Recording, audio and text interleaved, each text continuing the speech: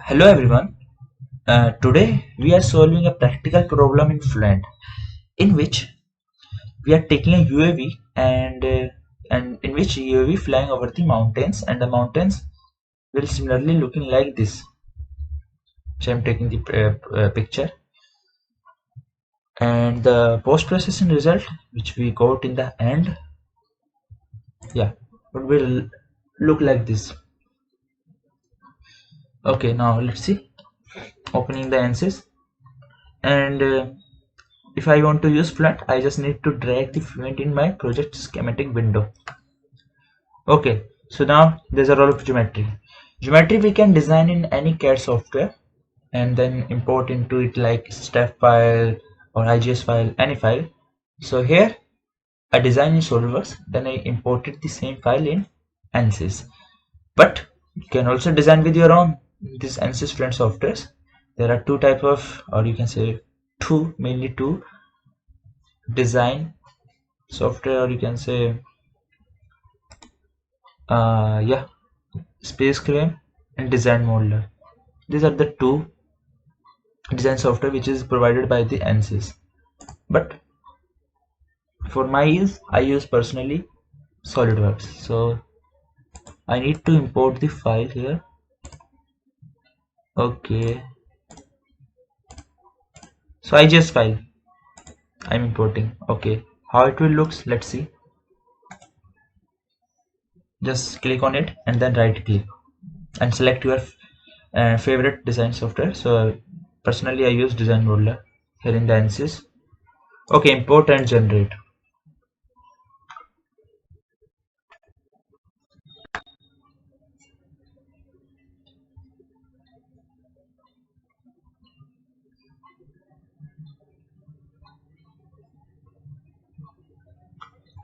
Okay, so these are our mountains and these are UAV flying aircraft. This is a very simple problem, but the thing is that why we are taking this problem, because it is using, or you can say taking from the real world applications.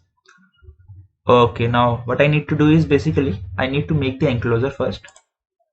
That is here in the tools, enclosure.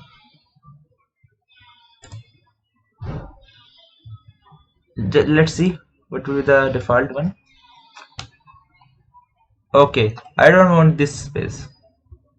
So what I can do is basically removing the minus y distance or reducing it. Let's see what will be the effect if I pick this value.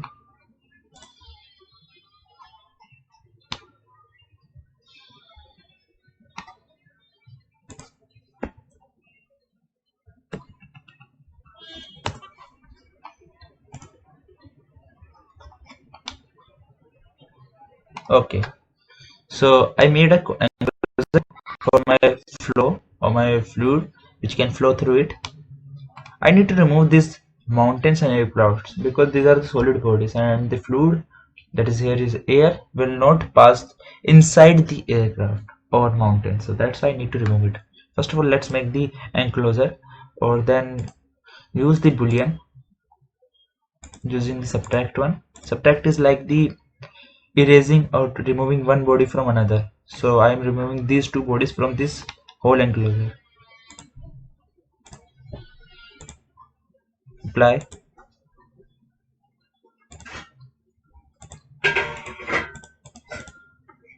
Press Ctrl and hold.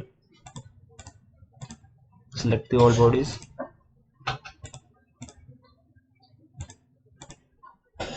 Not this one.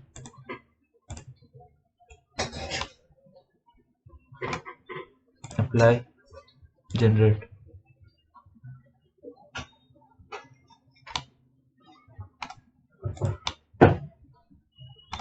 Okay, we finish designing. Our next step would be like missing. Just click on it and then right click and edit, or just double click on it.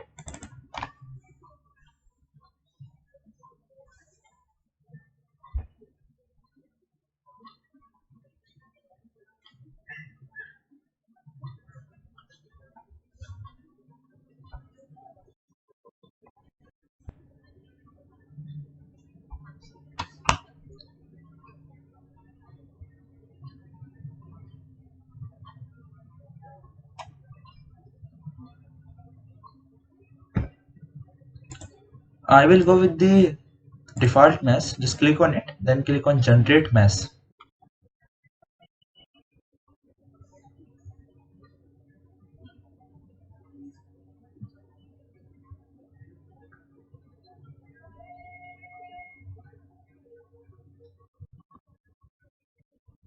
It will take time as per the your PC require, you can say, specifications or power of the processor. And meshing, if I talk about the meshing is basically into small parcel of fluids, and in which it will be very helpful to solve the CFD equations, that is our Navier-Stokes equation, as well as our continuity momentum equations, and these in some cases also solve energy equations. That is if we are solving some heat transfer problem, but here there is no role of heat, so that's why we are not. That is a part of turbulence modeling which we will solve in the next setup. Here we will see how the mess.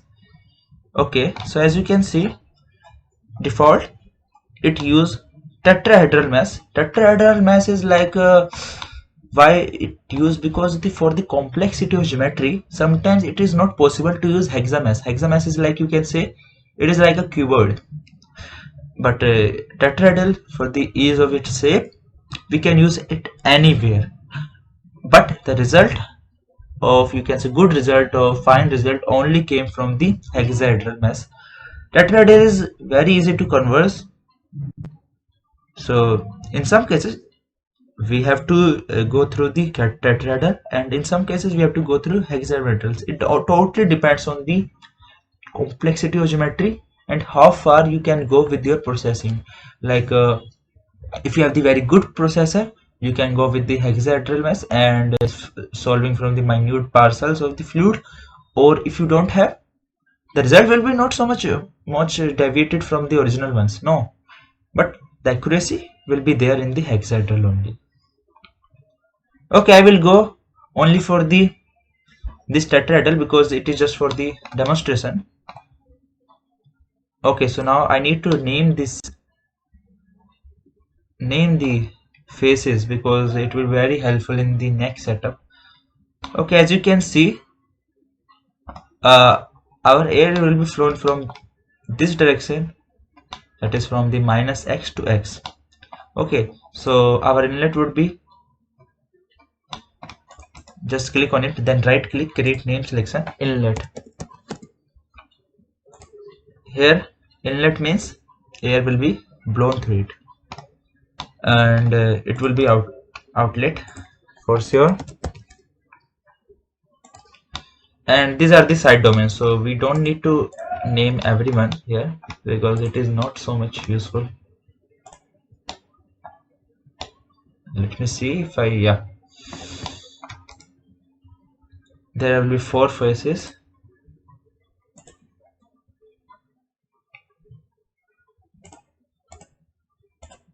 Four faces, yes. Rename, that will be our side walls, no need to mention anything. Okay, just click on it and just click control and use your mouse wheel, you can pan it. Okay, and if you are using just your mouse wheel, then you can use orbit here, rotate here, anything. Now let's see whatever we named is correct or not. So inlet was it, and outlet, yeah, it was correct, and sides was, yeah. I need to name the geometry of the plane also. So how I can go, let me see. There, see, if I want to select the airplane which is here somewhere here, yeah, I can't click on it, right? So what I need to do is basically just click on it, right click and hide face. Now you can click on it very easily, see. But what if I want to select hold it? It will be very tedious job to select each and every one and hold the control key. So just simply go to here, box select. Okay, default it is single select, just change from single select to box select and just select everything. Now click on right right, okay, and create name selection, and it is our UAV. Okay, going things very fine. That's all from this messing part. And we already named the inlet, outlet, side, and UAV. UAV is our main concern. That's why I never name these mountains, because I want to calculate the drag and lift on it, not here. That's why. Okay, now before going for the setup, I need to update the mesh, because I named selections here, inlet, outlet, side. So just click on mesh, then update. It will show here that is successfully uh, transferred to the Flint. Okay, now we can simply close this window. Now this is our main concern here: setup, double precision, parallel, and 4 cores. This is the specification of my PC. That's why I can use parallel. Why we are using parallel? That's because parallel solves very fast as relative or as compared to serial.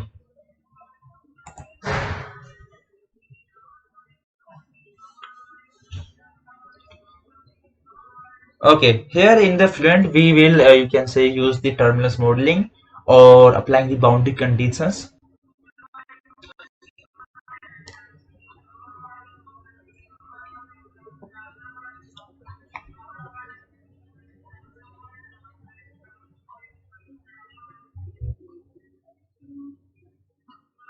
Okay, general material, it is importing, so it will take some time. Don't click on it anywhere. So here it is in the mesh. As you can see, blue indicates our inlet and outlet is indicated by the red color. Okay, and the walls are just simply white. These are the type: pressure base and density base. Pressure base, it is like using for the incompressible flow. Okay, when Mach number is low.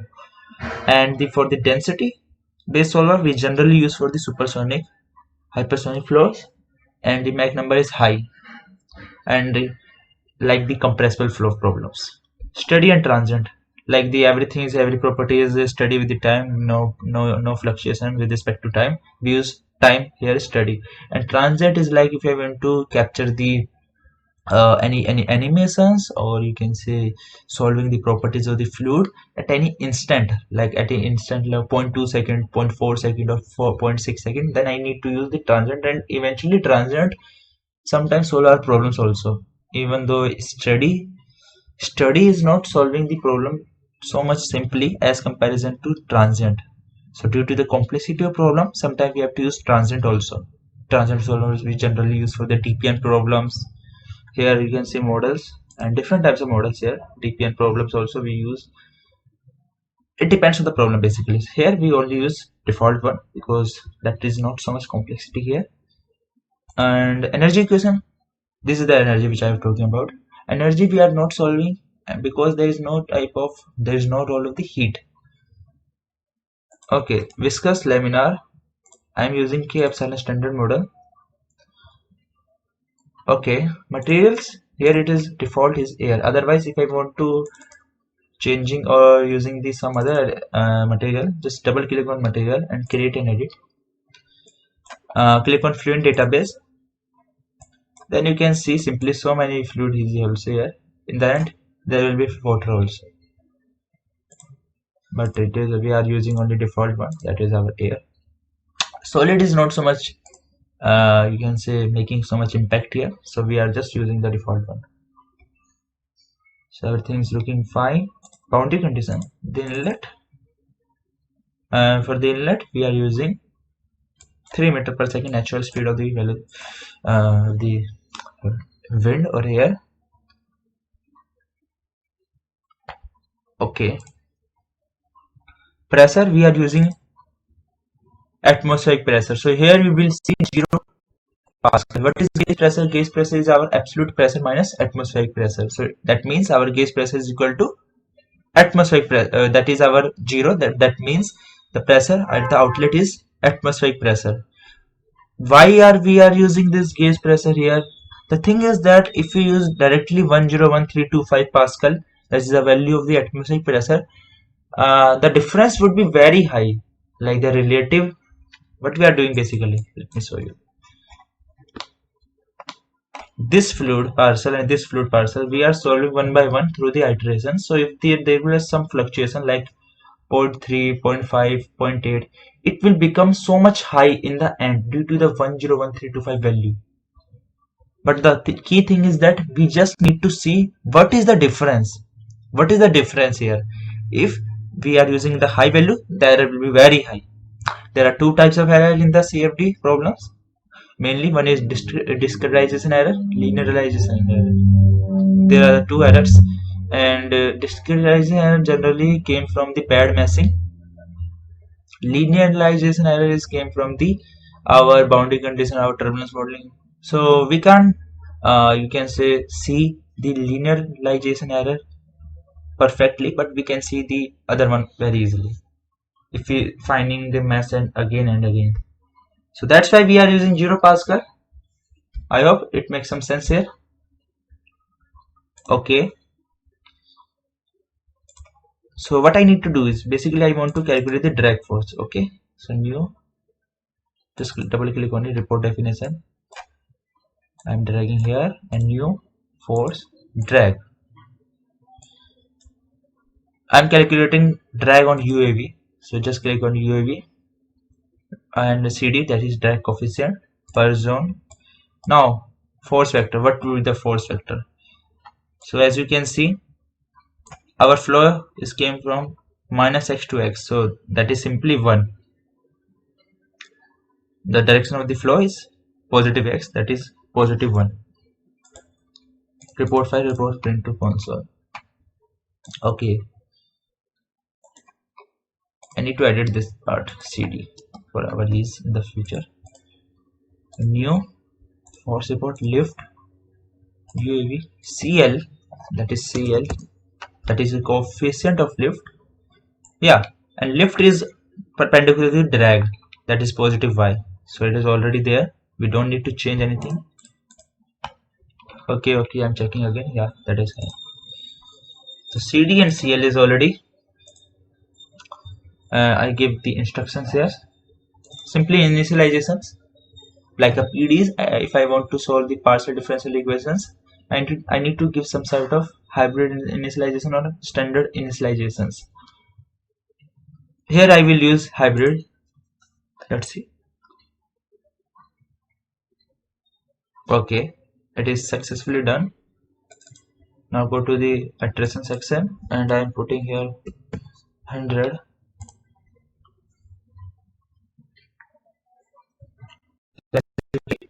Our equations like the turbulence modeling, what we are doing, we are putting the value our equations, and in the iteration the equations are solved as per the boundary condition.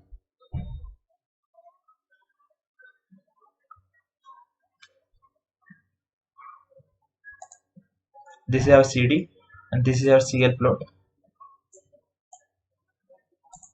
and this is our iterations.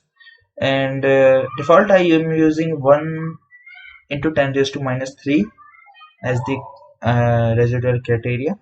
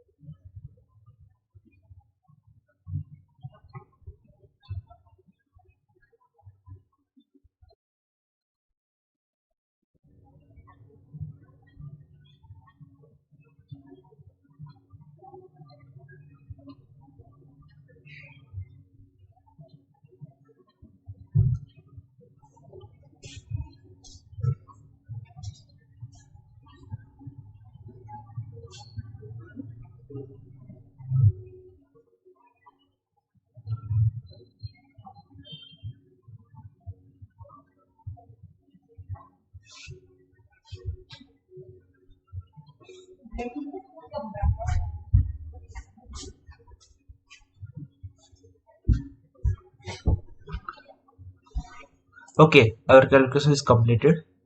Now let's see what would be the value we got from the CD and CL. So as you can see, CD is not too much deviated from 0.005, and CL we got here about minus, that is a downward. Like we assuming that the lift would be about positive y, but we got in the negative direction. That means lift would be downwards. We getting the downward force, and the amount of the coefficient of lift would be around 0.575. Okay, so now let's see what would be the our post processing results, which we'll see in our CFD post, like streamlines, pressure contours, anything which you want.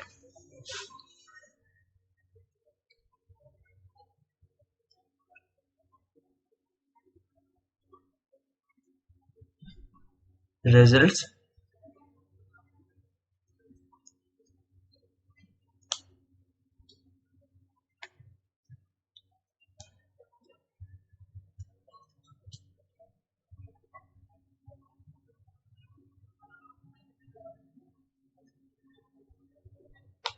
Okay, for streamlines, just click here. Streamline. You will see the option of streamline away from location. There are two icon more. That is, one is for vector, other one is for the contour, and third one is streamline. And here they will ask start from. So I will start from the inlet. Equal space, yes, and how much? 100. We will see in the first case, that is 100 streamlines. Okay, for making more clear, I will click on hold solid, yes, and UAV. So here you can see how the streamline changing, or you can say abruptly changing when they strike the mountain. If I increase the number of points like 500, I will see some more dense streamlines.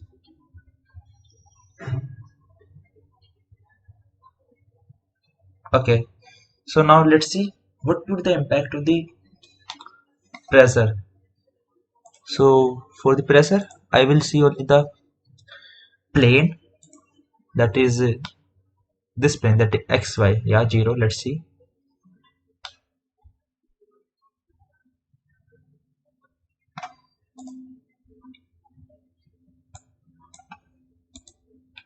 Point 0.6, no, 9. To remove the streamline, just uncheck this box. So as you can see, I need to put 9 meter and check if it is not working. 9.4, 9.5, yeah, 9.5, it is fine. Okay, so just go to the contour location. We'll check on the plane 1 and pressure contour, taking the 100 points of contour.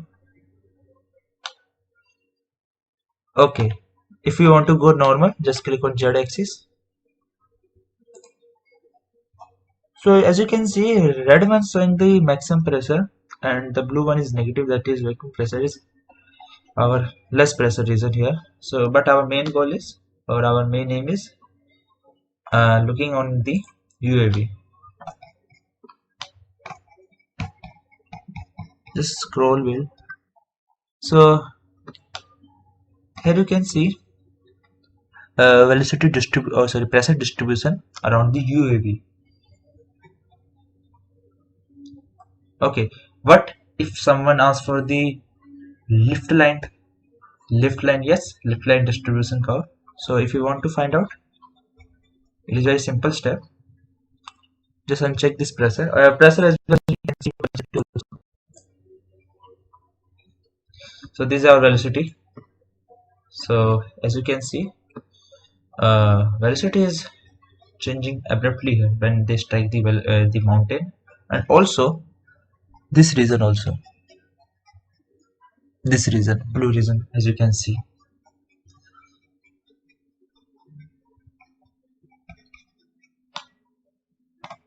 Okay, now our next goal is to find out the lift line distribution, that is the our force, lift force. So I am checking this contour and plane as well, we don't need it. Okay, to find out the distribution of the force, I just need to find the vectors. Okay, location would be our UAV, and here just click on this because there is no option of force. Just click on it and here you find the force. Okay, and that would be normal. So maximum number of points is 100. I'll increase by 100 to 500.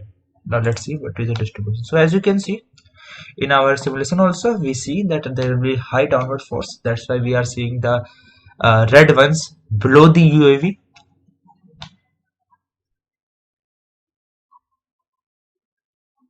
Okay, so as you can see the behavior of the lift line distribution as well, it is something like here, there, then again increase, decrease, constant, increase, decrease. So you can find out the points also using the MATLAB also.